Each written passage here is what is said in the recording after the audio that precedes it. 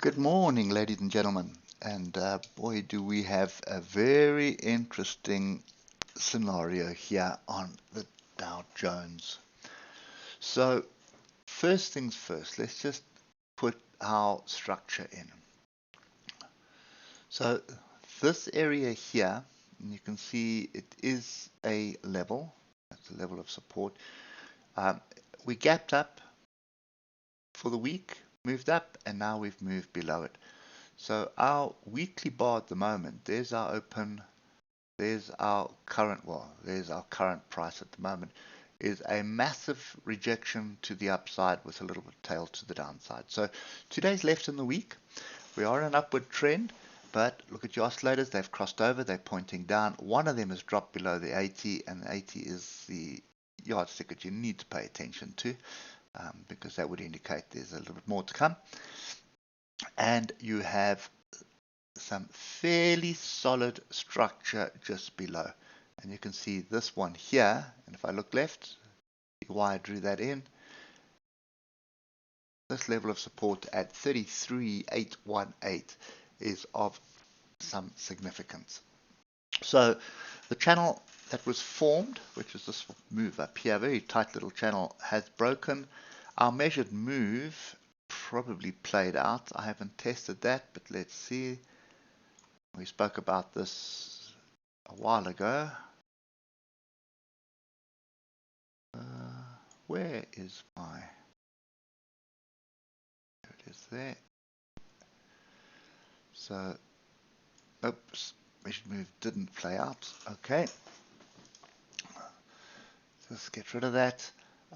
What did happen is we were testing this previous swing high, and we just printed a small little high up here. So, trend is up. There's no two ways about that when we look at the 8 hour. When we start dropping down to the 3 hour, look at this gap, this tail. This is all with the data. But now my oscillators, I have potential diversions. Well, I've definitely got diversions from here. There's oscillators high, price low. So I've definitely got diversions between there. This previous swing low, it is starting to set up. So trend is up. We have diversions. We have a pretty big channel, and I'm just going to do this. There's the upper side of the channel, and if you just realign that to the downside, you're going to see not really a break, it's a test, and we're on it at the moment on the bottom of the channel, so nothing really to write home about there. And then I just want to put one last level in here on the 3 hour, which is all the way down here. The only thing we need to pay attention to is the fact that we are dipping below the gains that we've made this week. That's the one that you really need to pay attention to. So reason for this is quite simple. You've got some big banks in this index, and the interest rate is staying the same, with the hawks talking about continuing to raise interest rates. So obviously that puts pressure on the banks because people can't afford what they're buying on credit, and they tend to default more, and that negatively impacts the bank. So that's the one side of it, and that's just because of the way the world works. You know, we have more debt than we have savings, pretty much, for 90% of the people. So what do we have here? We've got a crossover on the hour. We've got some attempts at buying here, but it's not really well structured in my view anyway. And I also have what looks like a bit of a consolidation here. So for me, in between the moving averages like this on the hour, that is an indication that we are confused, could be a potential range. If we drop down to the 15-minute, we've got a pretty decent crossover of the moving averages. We've got the oscillators grouping back the upside. I'd argue that we are looking to continue down in the short term. We do have a gap higher up as well. Just get all of these. Let's do that. So this would be interesting, 34091. But I would see 34043 or 34050 is something I'd also be paying attention to. But look left, it's really confusing. So you got a lot more data coming out today. I would personally just wait for the data to come out before looking at this.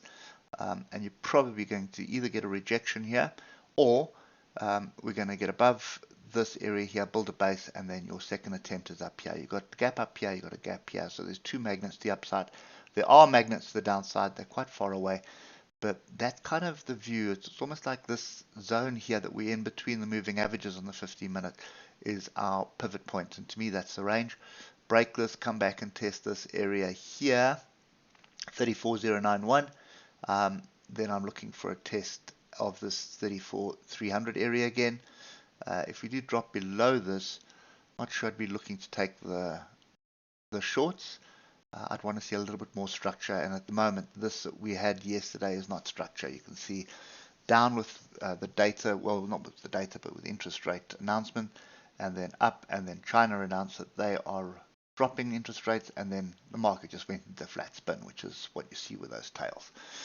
So yeah, long-winded explanation, but for me, sit on hands still on the Dow Jones and wait for some structure. Anyway, if you like what you hear, drop us a thumbs up. If you don't, drop us a thumbs down.